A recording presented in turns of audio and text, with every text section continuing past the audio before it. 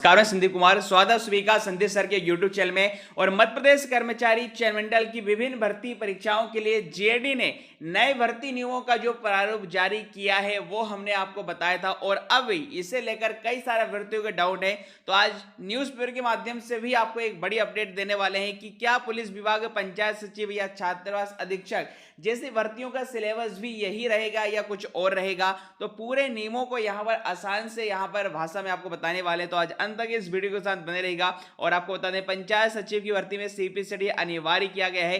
23,011 कुल ग्राम पंचायत है, और अभी अलग अलग जिलों से यहाँ पर अधिकारियों की जो बैठक भी यहाँ पर हो रही है भोपाल के संबंधित विभाग में, कि यहाँ पर रिक्त पद यहाँ पर कितने हैं और कार्यरत स्वीकृत कितने हैं। सीपीसीडी इसी महीने हुआ है, अगला जो सीपीसीडी होने वाला है जुलाई में होगा। तो सीपीसीडी का कोर्स हो, चाहे सीपीसीडी की टेस्ट सीरीज हो, या फिर अस्पताल सहायक, जिसके ऑनलाइन आवेदन की तिथि बढ़ गई, अब 23 मई 2026 तक आप ऑनलाइन आवेदन कर सकते हैं। पहला टेस्ट डेमो के तौर पर फ्री है। मध्य प्रदेश की पहली मास्टर टेस्ट सीरीज भी हमने हिंदी की लॉन्च कर दी है। और इसके अलावा ग्रुप 4 की टेस्ट सीरीज हो या फिर ग्रुप 4 का कोर्स हो, ये सब कुछ आपको हमारी एप्लीकेशन पर मिल जाएगा। एप्लीकेशन का नाम है संदीप गौर सर। इसी वीडियो के डिस्क्रिप्शन में हमारे व्हाट्सएप चैनल, टेलीग्राम ग्रुप और एप्लीकेशन के लिंक देख रखिए, जिससे आप हमसे जुड़ सकते हैं। तो आइए यहाँ पर आज के अपडेट आपको बता देते हैं। जैसे अस्पताल सहायक की ऑनलाइन की आवेदन की तिथि 23 मई हो चुकी है, और वन रक्षक की भर्ती परीक्षा भी यहाँ पर आगे बढ़ चुकी है। परीक्षा 4 जून से होने वाली। इस बार 2062 पदों के लिए 3,92,000 आवेदन आए हैं। और हाल ही में ईएसबी ने कैलेंडर संशोधित किया, जिसके मुताबिक कई सारी भर्ती परीक्षाएं 1 से 2 माह आगे खिसक चुकी हैं। और पुलिस में भी बात करें तो 18,000 पद खाली हैं। 10,000 से अधिक पदों पर यह भर्ती आने वाली, जिसमें पुलिस कांस्टेबल, एएसआई, एलडीसी, सूबेदार, स्टेनो और यहाँ पर ड्राइवर से संबंधित पद रहेंगे। और इसी के अलावा अब एसआई की भर्ती परीक्षा में प्रारंभिक परीक्षा हटाने और साक्षात्कार घटाने की यहाँ पर तैयारी की जा रही है। और अब देख सकते हैं आज के न्यूज़पेपर के माध्यम से आपको एक बड़ी अपडेट यहाँ पर बता रहे हैं कि सरकारी भर्ती का सिस्टम बदलेगा। पीएससी छोड़ अब सभी भर्तियां ईएसबी मतलब कर्मचारी चयन मंडल करेगा।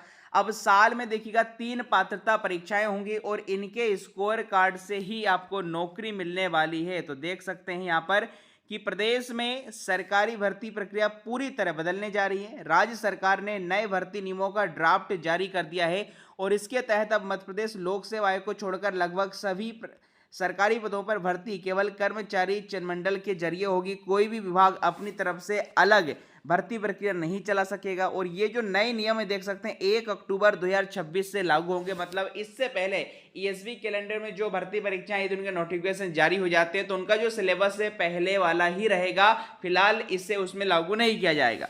आगे लिखा है 2013 के नियमों की जगह सरकार ने नियमों में 5 जून 2026 तक आम लोगों से देखिए आपत्तियां और सुझाव मांगे। यदि आपको जो सिलेबस हमने कल रात को बताया था जीआईडी ऑर्डर के तहत जो दिया गया है उसमें कोई बदलाव करना है तो आप अपना इसमें सुझाव दे सकते हैं। और यहां पर देख सकते हैं इसमें सबसे बड़ा बदलाव अब देखिएगा, सीधे परीक्षा की बजाय पात्रता परीक्षा और स्कोर कार्ड सिस्टम के आधार पर होगी। कर्मचारी चयन मंडल हर साल 3 तरह की पात्रता परीक्षाएं करवाएगा, सामान्य, तकनीकी और शिक्षक। अब यहाँ पर सवाल किया सर हम तीनों ही दे सकते हैं क्या? तो बिल्कुल दे सकते हैं। यदि आपको शिक्षक भर्ती में जाना है, शिक्षक विभाग में जाना है तो शिक्षक भर्ती की पात्रता परीक्षा देना पड़ेगा। टेक्निकल यदि आपको विभाग में जाना है, टेक्निकल परीक्षाएं देना है तो टेक्निकल यहाँ पर स्कोर कार्ड को हासिल करना होगा। और टेक्निकल वाला भी नॉन टेक्निकल यदि परीक्षा देना चाह रहा है तो उसका स्कोर कार्ड के लिए उसे नॉन टेक्निकल का एग्जाम भी देना होगा। आप आवश्यकता अनुसार इन तीनों भर्ती परीक्षाओं में शामिल हो सकते हैं। और लिखा है देखिएगा, पात्रता में सामान्य, तकनीक और शिक्षक पात्रता परीक्षा में सरकार के तय न्यूनतम अंक लाने वाले अभ्यर्थियों को स्कोर कार्ड मिलेगा। अब देखो न्यूनतम अंक कितने फिलहाल ये बताया नहीं गया है। यही स्कोर कार्ड बाद में सरकारी नौकरियों में आवेदन में काम आएगा। न्यूनतम अंक से यदि कम आप स्कोर होगा तो आपका स्कोर कार्ड फिर जारी नहीं किया जाएगा।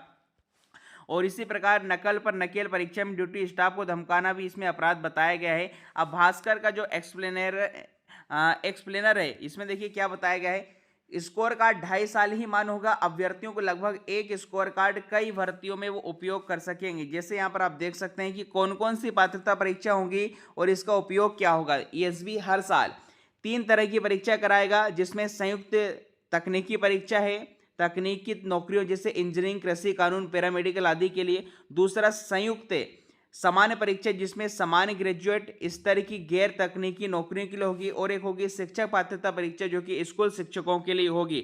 सामान्य और तकनीकी का यह सिलेबस क्या, अभी हम आपको बता देंगे अलग से। स्कोर कार्ड सिस्टम कैसे करेगा, परीक्षा में सरकार के तय न्यूनतम अंक लाने पर उम्मीदवारों को देखिएगा स्कोर कार्ड मिलेगा, और रिजल्ट यहां पर परसेंटाइल के रूप में जारी किया जाएगा। बाद में जब विभाग भर्ती निकालेंगे तब उम्मीदवार इसी स्कोर कार्ड से आवेदन करेंगे। कोई उम्मीदवार स्कोर कार्ड बेहतर करना चाहता है तो अगले साल फिर से वह पात्रता परीक्षा दे सकता है।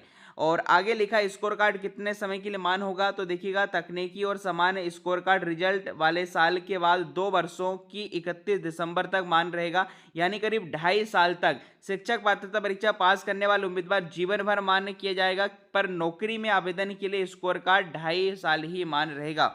उम्मीदवारों को क्या फायदा होगा, तो अलग अलग प्रारंभिक परीक्षा उन्हें नहीं देनी पड़ेगी। और क्या बदलाव यहाँ पर हुए हैं, तो देखिए यहाँ पर ऑनलाइन नियुक्ति पोर्टल बनेगा जहाँ नौकरी की जानकारी, आवेदन, मेरिट लिस्ट व नियुक्ति की यहाँ पर पूरी प्रक्रिया मेरे दोस्तों यहाँ पर रहने वाली है। और इसी के अलावा पीएससी का भी यहाँ पर परीक्षाओं का ड्राफ्ट तैयार किया गया है। विभागों को हर साल 30 सितंबर तक बताने होंगे खाली पद। और ये देख सकते हैं यहाँ पर 3 प्रकार की जो परीक्षा होंगी, जिसमें टेक्निकल परीक्षा की बात करें, सामान्य तकनीकी परीक्षा, तो सामान्य तकनीकी परीक्षा में यहाँ पर 25 नंबर का आप देख सकते हैं, यहाँ पर 25 नंबर के सारे सब्जेक्ट रहने वाले हैं यहाँ पर, और 75 नंबर में यहाँ पर संबंधित विषय जो कि कृषि विज्ञान, कंप्यूटर, जो भी यहाँ पर टेक्निकल होगा उससे रिलेटेड होगा। वहीं पर सामान्य अर्हता की बात करें तो ये इसका जो सिलेबस है ग्रेजुएशन लेवल पर, ये आप पूरा सिलेबस यहाँ पर देख सकते हैं। हिंदी का वेटेज यहाँ पर सबसे ज़्यादा रहने वाला है। और इसी के अलावा शिक्षक भर्ती की बात करें, फिलहाल ईएसवी कैलेंडर आप देख सकते हैं।